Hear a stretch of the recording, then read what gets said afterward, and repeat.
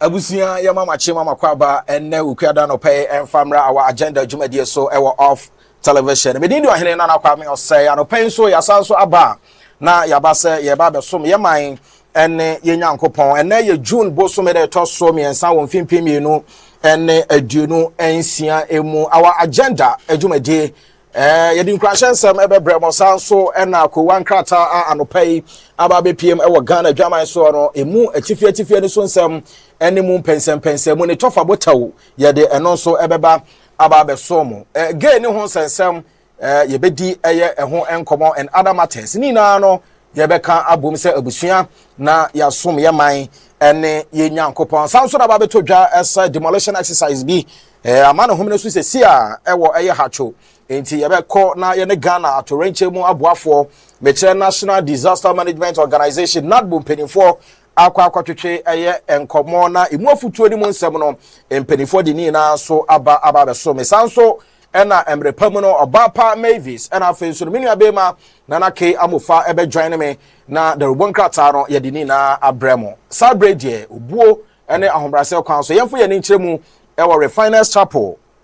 International asafo Ghana nyina Apostle Paul Solomon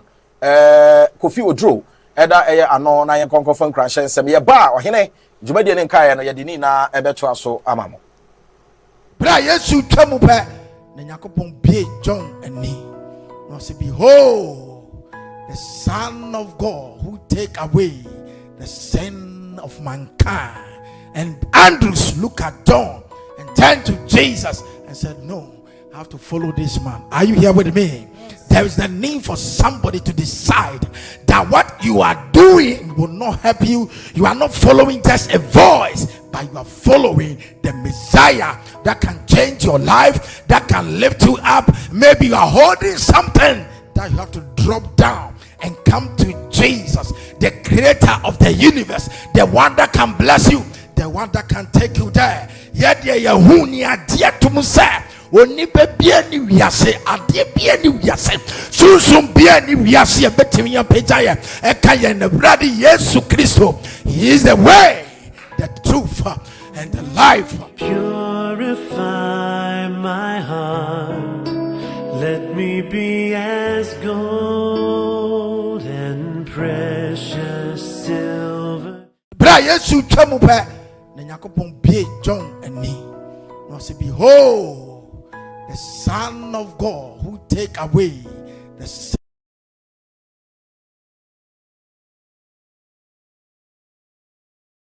Bra Yesu twemu pe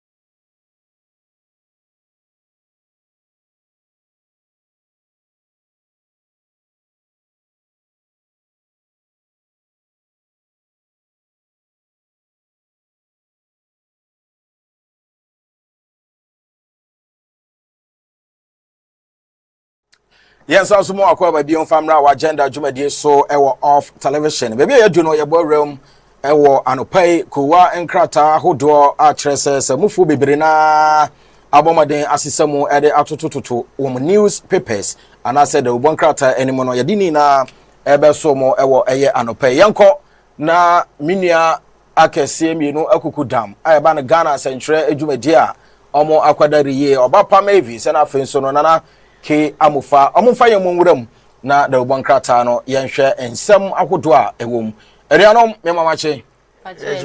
na boko de Christ adaroma ebi kan Christ nti ebi nso kan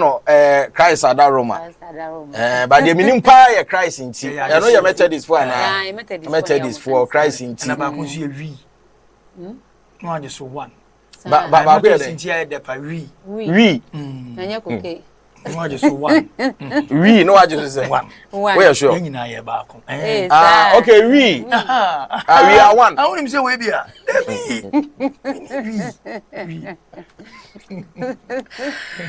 o me remo ko wan krata no emu wan e sha se ma me sha se na me sha se a ye sha se de free informer ene ye June church enti atrase de na atwase etumi e de ebrewo Obetimi live e Facebook off TV sanso and YouTube e wono so off TV o call Google Play Store app ne aye da ho no download the Fabra phone so na afi ni nkita ho na wo hwe the informer esro ho no e da ho enomo e de mame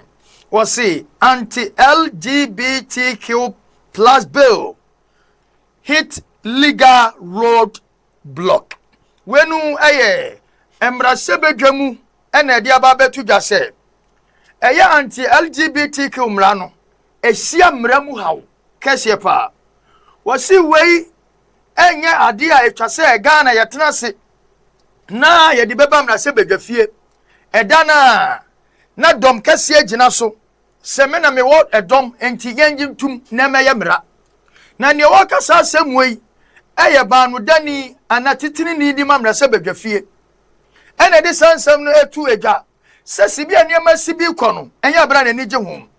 wo se President Mahama asene se mra no enya ne kwaso nti wonhwem biem ne etosu mienu emra no ese je akwansidia foforo ene akwankyere foforo ansa na wotumi apene so ne etosu miensa dom kuma so se nsakraya wode abamu no enya mra kwaso enu nti Speaker of Parliament say sisia de emra no omo besa de abamra se bedwafiem na omo atumi aye no foforo sanso ena wo hye eye main eye headline na eno nso no edaho minority opposes Bank of Ghana headquarters sales na ni nyina no ebeto dwa andra na obi akabi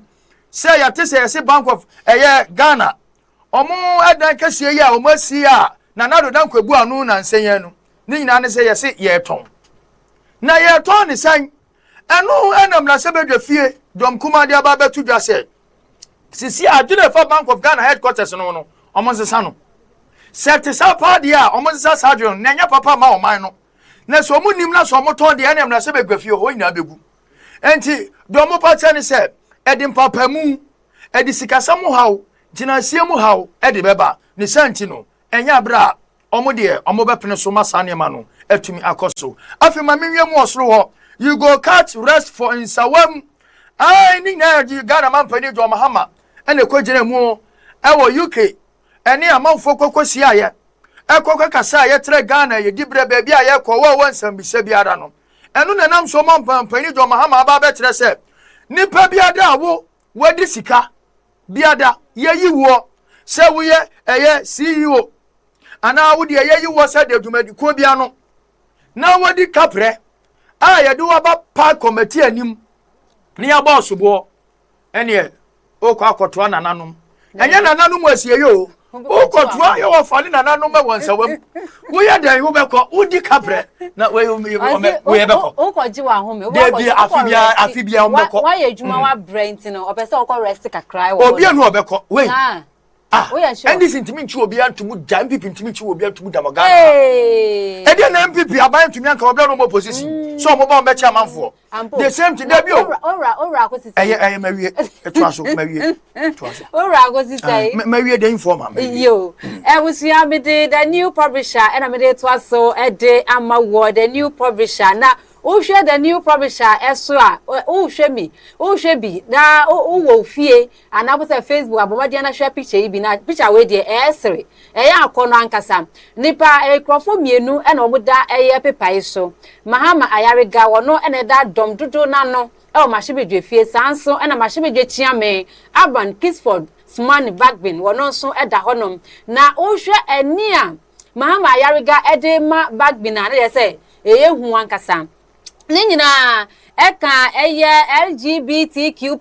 hu nsem ya edanu ya na ni de ekoba ne se edom dudu a o mahibedwe fie o mu se o ma pass bill no na o mu pass bill no e na mahibedwe chiame se Davida na ono kra ne hu adwiri no abra o mu pass bill no kra no akata no wo ni house honom e na face no standing orders bi a wasanka o mu gina so e de pass bill no ni nyina no e ya de o mu ntimi anya sa ne ma nyina e no ne so mu hu yen se gidi o mani ba mo ho so na ya se o mu se o ma pass bill no nti we de oti ase a enye ye nti hu be hia se bill no wo mu san so ehwe mu biu na no e na Mahama Ayariga wono e na ye edom dudu no ba ni deni se ye de o kire ya de ochire wo ya hu ti se de ya kwaso wu ni mu bi pa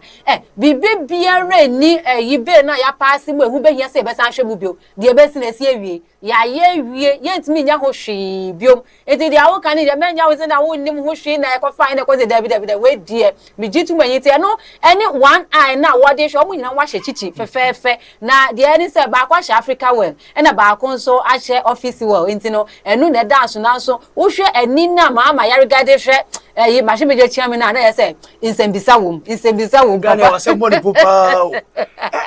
when a majority leader and we speaker never see them no ni wa ye betimi asi na chi o confirm na tie nya ahia for say hiabo the deputy the minimum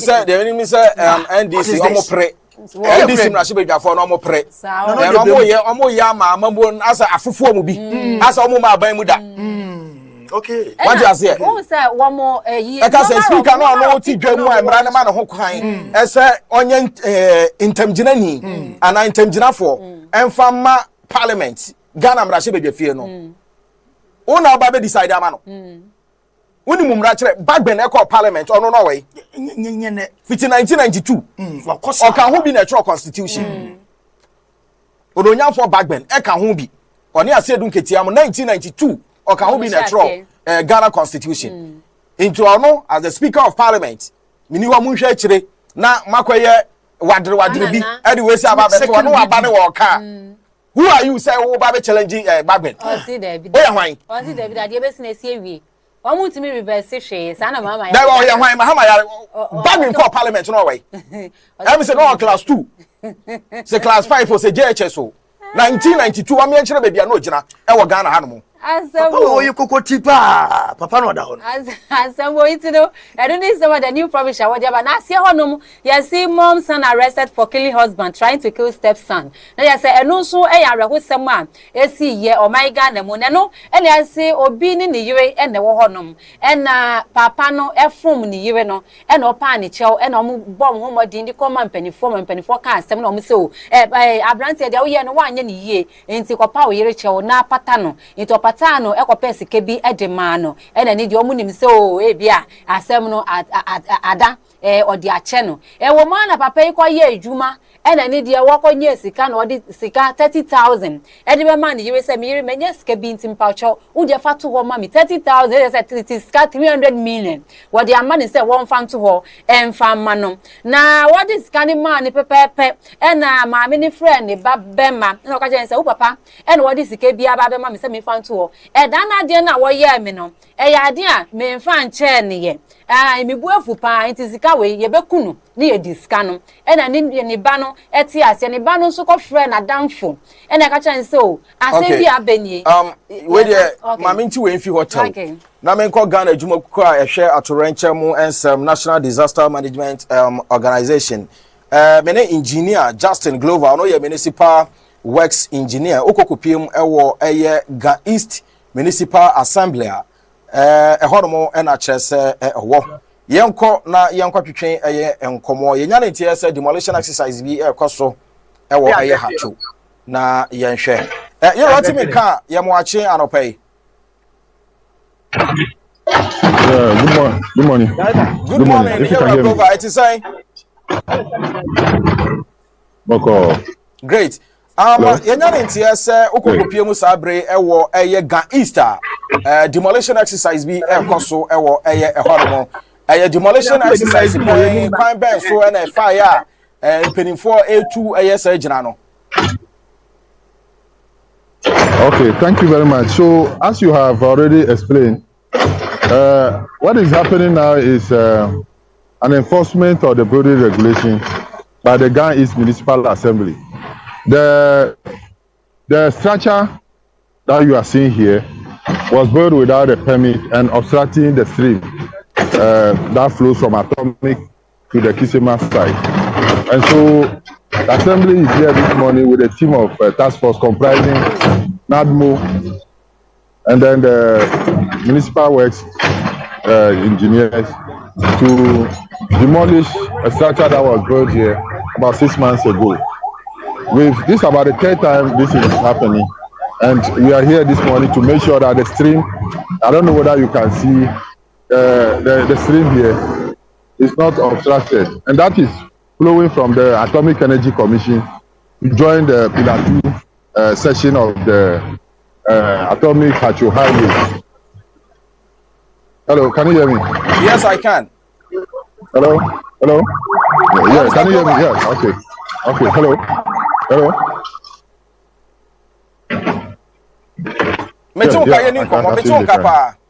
Yeah, so so basically what we are trying to let the public know is that this time round, I think we are not going to allow any obstruction of waterways or building without a fence. You can see the high tension that is here, and then the stream flowing from the other side coming to the Pillar 2. If you can, I don't know whether cameras can see. And so the assembly is spending huge sums of money to get the excavator so we can remove all that is here. And we have also given instructions that the developer who caused this should be arrested. Thank you. Okay. So, Mr. Glover, my young is saying, Omwa, CCC, a dying, those waterways, you know, who gave them the permission to do such? Thank you very much. That is exactly the question I've been explaining, that nobody gave them permit. And this very one was demolished about 3 times already. It was demolished about 3 times already. That alone should tell you that we cannot give permit and be demolishing the thing again. So nobody gave them permit. And yes, nobody gave them permit. So I mean, it's clear that they are doing it on their own. Nobody has given them permit. That's why we are here to make sure that the building code and the regulations are enforced. There is a law that you must comply with if you want to do any building, and that is outlined is LI 2465. That's the national building regulation. Even if you are given a permit, there are rules governing. If you are given a permit, there are rules governing the permit that you are given. Yes. There are rules governing the permit that you are granted. So it's not as if you are given a license to do whatever you like. But this time around, I'm sure you'll be seeing the assembly more in action to show that we have not sat down for anybody to block waterways. Yes. Okay, so is there any compensation that the government is going to give to them after this demolition exercise? I'm sorry, there's no compensation. In fact, we are rather supposed to give them a surcharge. So probably as part of the education, maybe after this you can explain to them that there is no compensation in this case, because the law rather call for what we call a surcharge. When you cause a public entity like an assembly to come and spend money to do what we are doing now, you are supposed to be arrested and made to pay for the cost of the demolition. So please, I'm sorry, there is no compensation in this case. You don't get up and create a mess for anybody to give you compensation. Okay. Finally, before I leave you, advice. A future ban or the one sabio edi omo pe. Tuto say ewa insuo tenabia ACCC aya adan. What I'll tell them is that they should submit all their development applications to the municipal assembly and let them go through the right channel to obtain their permit. At that point, the boundaries or what we call the buffer, the reservations that are supposed to be left for structures to be built will be observed. Usually for a stream of this nature, you require about 30 meters. So if you are going to leave about 30 meters, that 30 meters will allow us to occasionally dredge the stream. You can see, I'm sure you can see from, So the 30 meters will allow this excavator to be able to come and do what they are supposed to do with regards to cleaning or dredging the flow or the channel. So I will advise them that they should make sure their plans are submitted, check to conform to the local plans, so that there is something we call the statutory planning committee. That committee comprises of membership of NADMO, EPA, Electricity Company of Ghana, Ghana Water Company, Land Use and Special Planning Authority, of course, the Municipal Works Engineer, and then you also have all other development planning. A committee comprises about 18 members who go through your application. When it is within the right remits of the law, you'll be granted a permit. When you get on the ground, you go by it, and then that exactly is what it takes to conform to the permit regulations on a building. Thank you.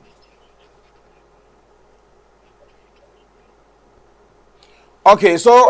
my young security hon sempe exercise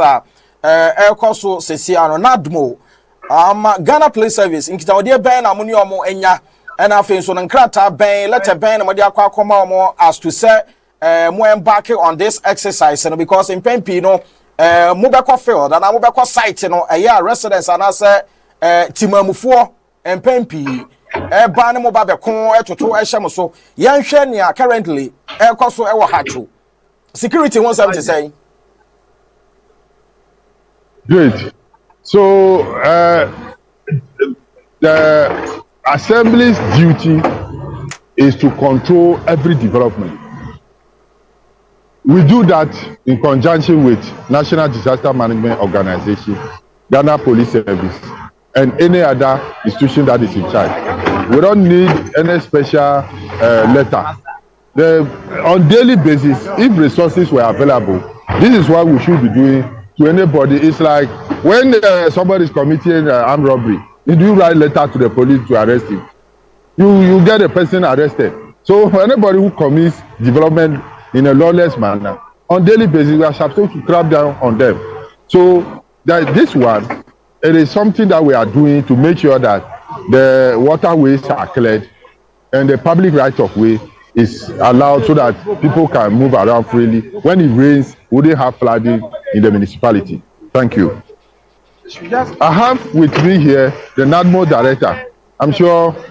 maybe he can also explain from their point what things that has to be done. Okay, so let's talk to Mr. Edem Abenyafia. NADMO director, I'm person only NADMO director so ekasa efa dwumedi e no ho na anape atomic. Good morning, sir. But you're off TV so live. You're on live on off TV, so you can talk to them. Okay. Bring this one. Hello. Live. Yeah. Hello. Yes, sir. Yeah. Good morning, sir. Good morning, sir. Great. Good morning. Yeah, everything is fine. It just came to our notice that there is a demolition exercise ongoing at Hacho. And what are the measures being put in place to make sure everything will be at a direction? Yeah, we put measures in place severally for the developer to do the right thing. When I resumed office last year, I tried myself 9th July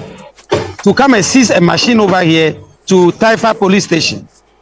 with a notion that this developer will come to the assembly to do the needful. We tried severally to stop him not to develop the area because the area seems to be area which has been flooding for many years. So this developing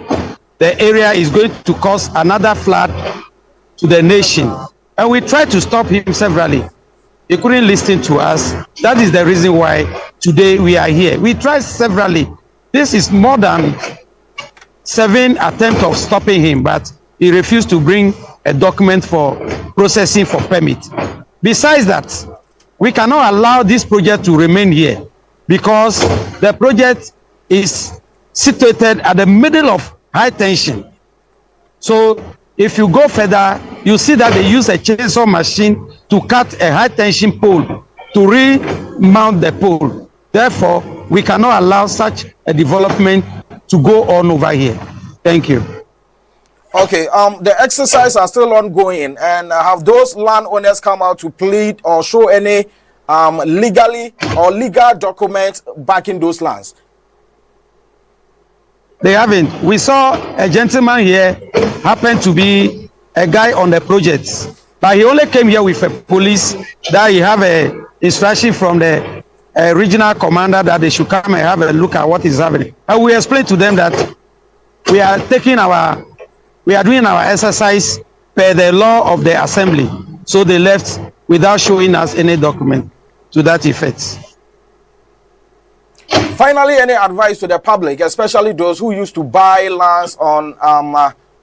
and put buildings on waterways? The only advice I'll give them is nobody should buy a land that is at the waterway to build, because if you build tomorrow, it's going to cause flood, and it's called flood. NADMO or the assembly or the government will come in and demolish. If it happened that way, then it's disturbing. So I only advise that nobody should do that. Anybody that have a land on the waterway, we have a many way of developing the waterway. Come to the assembly. Assembly will advise you as to how to develop your land if it is on the waterway. That is what I can say for now. Okay. And from here, we are going to many areas to go and do the demolition. It's not only here. From here, we are going to 3 places before the day ends. Thank you.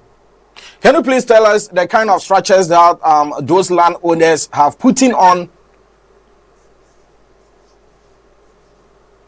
Yeah, where we are now is a stores. I don't know, because they haven't brought any documents, working documents, so we cannot know the type of work that they are coming to do over here. So I cannot speak to that because there is no working document shown to us. So I cannot speak to that, but we only see a platform with a metal stanchion on it. For now, we cannot know whatever actual the project is. Sir, please, no. you are live on. But from here, we are going to. Can you please turn the camera for us to see what really going on? Okay. Yeah, you can see. This is the waterway.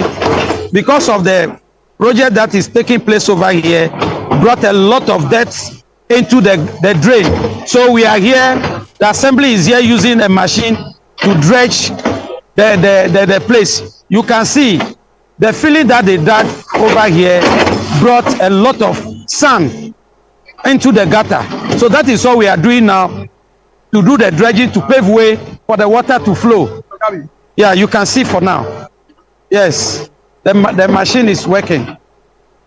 Okay, great. We are very grateful for your time, and we will send our pressmen there to engage with you for us to know what is really going on there. Eti abofa we say no akwa ye nakmo atorenche mu aboafo ne yekoso ewo eye hacho de bia futu eko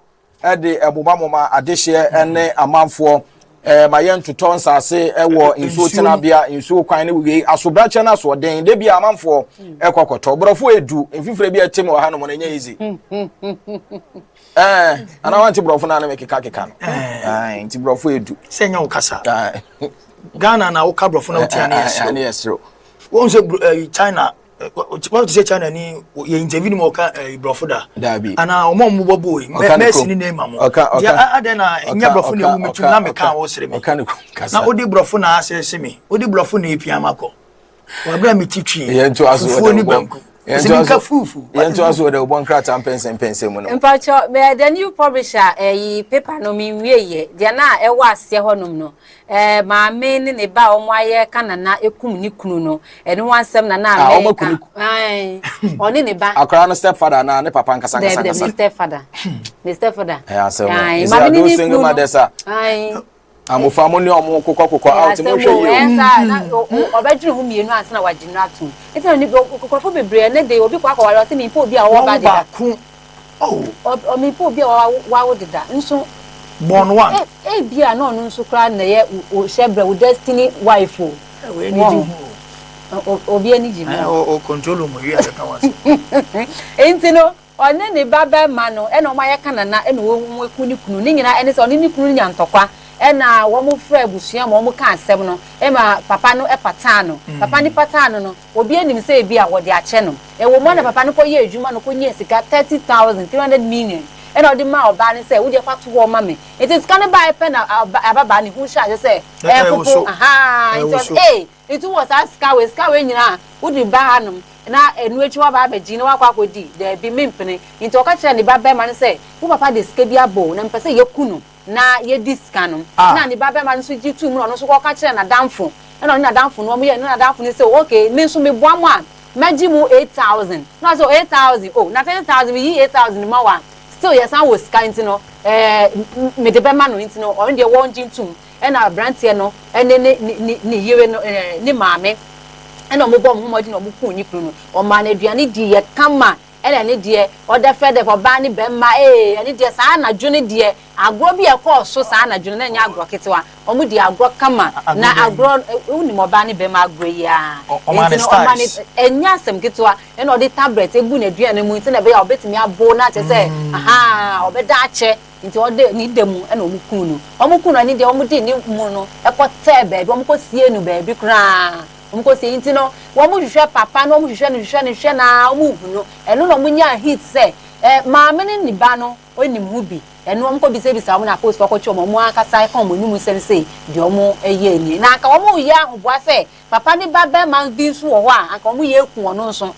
na post for etimi achi wo mu nti eno ne nsema the new publisher wo de aba akwakọ ya reho sem papa wan kasa wukunu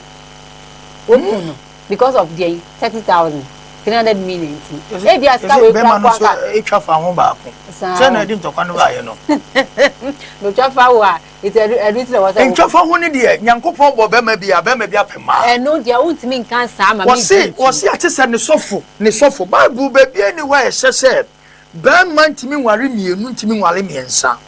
Atira mi amimi ya ne sofo no sa na twosem na ka no enchechira ne yemfa ma wonum enti wonya sofo a na wo be so na betimi awale 4-5 awale tie nana Nyankopon bo Adam no o se obo Adam no se enye se nipa nkum betena enti na obo Adam no bo Eve kan wan bo Eve mienu obo Eve nko a ena de kan no enti Abraham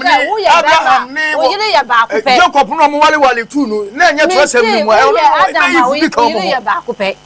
Bakupe. Uyire ye bakupe. Nti uye be me bia no. E wo se u hwe if. E de kan. Unim se Ghana bra ye bra nya ye rock doctrines am twa ya sorry. Mo na na me egbe. Sa. Asempara me ka cho no. To you no wadwini se u ware mienu na obenya asomdwe. Debi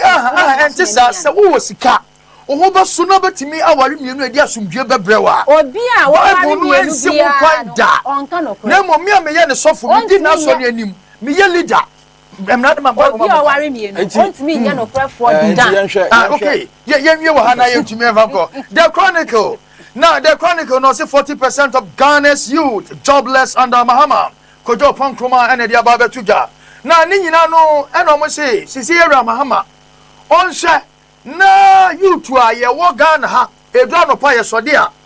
Ye near Jumaya. Enti aqua we cocaine and sonum. And ye name more. Na enya wan po se wo mo ya fo mo asra mu ye de o mo kwahwehwe mo magya no mo mfidie se ndubo ne nko a de eteni se wo bi awie suku tifie 5 years 6 years adwuma ni ho enti obanom na wada obanom ogina ho se hwa tafo pankro no enu ni mo bebo no ni senti no se Ghana ban pese o man Ghana ekoso a emagununu enu mom na ha o man Ghana adwuma ni ho ya wa hoden so sori anopa ni bebi e de hoden ko ye adwuma ni senti no kojo ponkroma gira na se bedwafie sre Ghana ban se on nya adwuma on e ba so 24 hour economy ba e wai ana ngokwa ngetengetan ngokwa ni nyina ewu enkremofra kra se di sala ye so obi ye kremoni bi a obi na eka o endra TV so ye di ngokwa ni bi ma no bebre na di sala enti mahama anfa adwuma mra na ntimi mo na de da se ha na me di wie no please renew God feels lease where are him for no me ahemanom omo wewo eye huniso bogo so no mo kasa sansem we na me kwahwehwe mu ni sana God feels South Africa for dia mahama yesrew menye bibia sie South Africa for dia ahemfo no okọ huniso minimo bogo so minimo priesti omo kwankran ye ma ahemfo no musika no mo gide aso mo botom no mo te wo se yen release di omo benya di nti kokoshe omo kwahwe huniso wo de sisi e kokoshe priesti a bogo so enye papa ni senti na ahemfo no srese omo ye demonstration na aban no 2027 eswa on centrum fama wo mo every say school na oba betu godo no oni miansa so obesi school ko he oboase oni miansa so obaya kwan eto ayi school ayi kwan we development bay e dia be pa no ayi obi aduma ma witu ni bi ye bo so me ye tawo kasa 500 570 750 enu nti no mo srese aban no mie ba me mo de say South Africa for pa dia mama yesrew ene o de o muka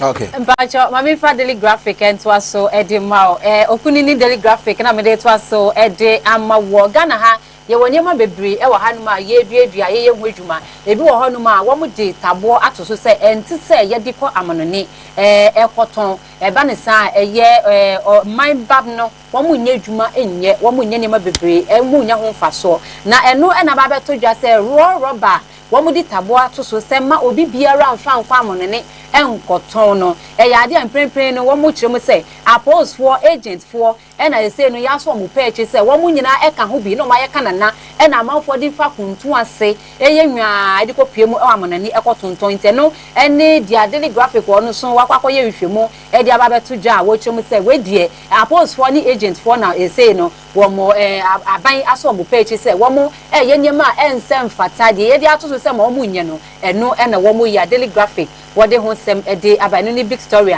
eda hanum ese na no so inchen honuma na daily graphic ede aba ese imprempre no adwuma enni ho kata hye predwum kankan no ama eye state institutions no gidie mapa ewo mu no ye ntimi hu gidie no unemployment corruption threatle trust in state institutions we nsema daily graphic ede aba speaker wono na afre say new social contract womo hwe say womo behwe na womo timi ahwe na womo di nyama esisi ye na ntimi bua wo chem say prepare die eba no adwuma ni ho adwuma die wo kwa kwanya adwuma no nso no kata hye predwum kanka ye dware na abɔ no powder nti no amma say eba no state institutions na say ye wo gidie pa wo mu no enya de asa gidie no ye nsa etumi eka bia daily graphic wo de ho sem ede aba daily guide the daily guide mame mfa no nso emra na menko mikro mu jakobu ayemfo no ba wo ho na me se adra na ese woni enje se o ka kire wo demonstration pa adaya baby I did 24-hour economy market ne ba no mo mpe 24-hour economy market no ne atia ne se hospital wom police station wom chese pharmacy wom fire service enti eba krom ho a edi adwuma ebeba this is ndebia me bomb sem de mama hama se side woni e wo tumi ade wo ye no for constituencies no ebebo am adwuma tumi aba eno ne ye kwakosie na baby amu sidi asinu no se ho no mu ye yi amu bonsa enti kojo be wu ne baba ye tefo se mu tie na mu se no so akosia mofa na disa ayi ye bayi wo se mu nje na mfa baba mani wani su osisi mu ye amu nya bi enu nti no mo se omo mpe aban no enyim famfro no fanko baby foforo omo ma na asase omo ne baby ese ja kobu asase bebre so omo ma na enti impuntunwa ayo ko ho no omo se da bi ho no mo ele ne nkrofo wu ho pa ja kobu de wu se garam se na se wa na garam se am na buku ko na baby a omo si ni ba mo ye no omo fa nu mo nko baby ejo de yam ko fa na yo mo wu ye garam se ho ne buku mo wa amanse central ni amanse do mu ba omo pe 24-hour economy ni mom omo pe esa body na me woni mo money wani 24-hour economy project na ko na omo pe ye nsa wa body yes ye kire kese ye nja asase ne mo no mo anya no me ye no mo fa nya yi e ka me an say baby omo ye na amafo e ho na amafo ni mo pa obi ani na nti me ba omo ntimi relocate ko baby foforo there be omo ntimi relocate eni omo fa 24-hour economy oni mo enko ho baby omo relocate baby mu ye da kroni video baby aha enti e ho nso na project ne kwa ebeboa market no ho kapa bibia ya wawu nim kata woto wawu ko e ka kakra busu abebo nti no be de nya sha mpuntu oba kromu a yenyi yemfa mpuntu no kwahye kro no eja kro ne two be de nya sha da bi na so mo dwen ho so mo pempuntu de amaja kobu a nananom ahemfo ene ye kan say leaders omo ka bia wo mu no omo nwi hu mienu okay ya da say omo nwi hu mienu yo ena entrance na said you breaking in from me na te ye no ye de ni kiremu e wo ye pekia na ro ho na uhwemfo nipa ye gi nipa di ewrade am si nipa nsahwe na ge ba ko hwe oba ne busu ne to ye de ntoma mom na epeja no me kwa ba papa endo asem kase esi Ghana na asem kase esi ye na enenso ye taju ene eja to bi to sekra enipa bebre e den ewu ye nti Ghana de esi me no kase na de se peki akwansi esi wo no enipa edunum no 25 April hosem speaker reject past what ya can't obi anim say ne SBT no ukoma se bedwefia banu dani titrini sisi emra no on be sade akono ma hwemo bio na no the daily guide enso etimi edibai okay mpacho me di the custodian na me dey to so ede amawo the custodian na me dey to so ede amawo na the custodian we no so what dey aba LGBTQ+ hun semia na omu che say confusion there aye basa pa edom kuma no wodi omo ka edom dodo no wodi omo ka o mampeni na nkasa wodi ono ka e na fence no mahemedwe chiame wono nso ni di awo ka eye stronko intina kwakwa ye de Japan enye asem ketwa na akodwo opon kruma nso na wo kyerem sem se yesi ye economy yesi ka asem ejina ne na so na imebru nya edwuma anya na je se eye meaningless infaso bi yera enye so se ebeka se economy jina ne na so edwuma eni ho a imebru no benya ye na no na bai we kyerem se oh yesi IMF no yati ye ho o yesi de ye free IMF ase ye ni IMF wasi enye nokre kodwo opon kruma ofonso ayebri mahemedwe wasi enye nokre ba biara da IMF fa wasi bibi hyehyemu na ye gusora ewo IMF ase wono ene wo kam the custodian paper no koto na okinkan a ubenya de ewo mu ankasa ma wo so wati ase yi women and leadership na o hwe soro ha eye omampani abedi ekire professor Nana Jane Opoku Agyeman ene frase yemfasi kapi emfanto na aduane a me no Ghana emo aduane emo rice ewo West Africa mu na ntumi mu a na okasa wo West African Rice Investment round table a ekoso ewo Accra no mu ene oda na di se Africa babru dollar billion no aduonum 50 billion ene yetimi di kramo di ba Africa mu na sika kase pa afibia do 50 billion ene di ba eno no se emunkuto agi sika kase pa ewo Africa ase no mu eno nti no trese yeni ankasa yemfa sika emfa nsem ene ye wo jospon no kofa mrofo edo mo baye Joseph Sia usu Japan kofa mrofo billion eduonu chin sane ka no billion eduonu dollar double dollar billion etwi ye den billion billion eduonu etwi no 50 billion oh okay dollar anunti mami ye trasesisia no ye hwe na yentumi masere be aduane bo besumi ate na sikasem so etumi ayeye na woni the women and leadership na me bisa say dey na Ghana for ye mpe ya nkasa ye de no ye wonsuo esitware mo wo ho no na wankra mo be de ate be free so MP no minister inti u pa say fa so benya no inti na mo ye za wankra mo be de ate be free so na ena ebi so say ye no wo man mu no ye nya ni yie yemu no ye nya ni yie anwani ni ame gu o ntimi nso ni so we hu ade so ube husu ebi ese ye na no mu husu husu so be di rubber de no inti no say ye mpese ye be krade fra ma no ne di abade ende na ye sere wona omu ye no ewo man mu Ghana ya say de no mu ye ne yie sabani discuss mu ye me nie ai mu ye ne enti ma me mu fasi kan sem na mu ya kra package no so nya kama package no eno so count o woni say eno so count package say obe package no eno count ma eye nipa na akono say me beto bi na one package ni yie na wo dia hye kotokuo bi mu antro bi eni ho eno na say egumu saa emu nya obede na waba beto wow intini ye package ni yie ye mfa sika ngum na ntimi boa na ntimi nye se na be ya sika dodo ye de kra de fam no ne ba ye de gu Ghana die no mu na ye ni yie a e betimi aboa yen e na face no o man ni mu die no so ni boarding minim ne ete sa se no papa ina ni boarding na mu so enye enti aban ni so ma enyema na kade no be na be ma ebo no so watenti nyema na omo kraba e di package sa nyema no aban yi taxi free so onte so na onfa ne mengu akwam omo musika kase basisi amon gu ho yento yes ene e ka bofo de billion eduonum na ye de abagana yedi emu ayahye ni perfume ayasemo okay nti amofa mera mase yemfa nsi na yentwe ho kwaje aboafo enkra to mra ye ba na ye ne amanyofo ensi nkunya na ye ni Ghana ho komo nti mesan Adam Asibio mesan o say yan 50 day. Billion. Edu. 50 billion. And also the coach. Pepe. Okay. Enti billion. And no pepe, madam I say. Abusia, we try me one kwaje aboa for nkrato me ba jumadi na beto aso.